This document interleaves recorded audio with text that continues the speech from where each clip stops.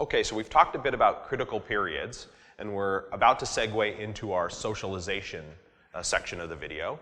But another consideration that we want to take into account, or something I want to talk about a little bit as a transition from our discussion of critical periods into what we're going to do during socialization, is what we call establishing thresholds or a temperamental baseline for your puppy. So one of the things we do when we bring a puppy home in the beginning, I get an 8-week-old puppy, is I start some diagnostics on that puppy. I take that puppy to different places, I watch its behavior, I handle it, I play with it, I notice what it notices in the world.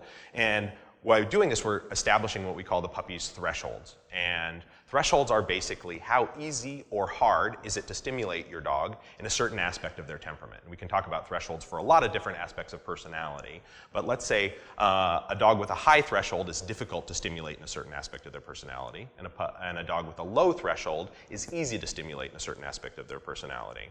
And so we might say, what is your puppy's threshold for prey activity? And a high threshold puppy takes a lot of movement to be interested in chasing. A low threshold puppy might want to chase everything that moves.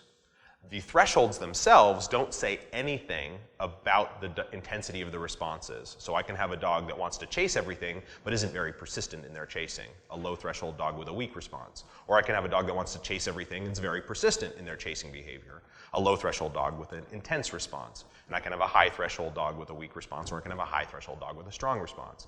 And so prey-based behavior, defensive behavior, is your puppy socially sensitive?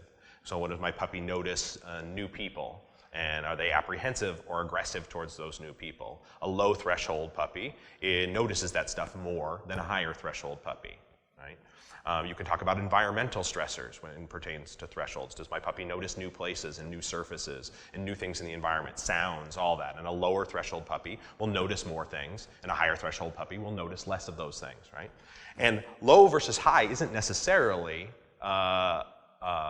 a measure of how successful that dog's going to be in their work, right? But what I want to know is my dog's thresholds, because I can change them. One of the nice things about thresholds is they're modifiable through training, meaning that if I do my work right during my socialization and early training, I can take a low threshold dog and turn that dog into a higher threshold dog. Right? This is their genetic predisposition at a certain stage in their life, but that doesn't mean it's fixed in time. And so by establishing and doing these diagnostics, establishing what I call a temperamental baseline for my dog and their thresholds, it allows me to plan my socialization and training regime to strengthen the areas that need strengthening, and then I put less energy into the areas where the dog is good. And when we're planning a socialization regime, you have to have a different socialization regime for each puppy. And I can have a high threshold puppy has a very different set of experiences structured for it than a lower threshold puppy.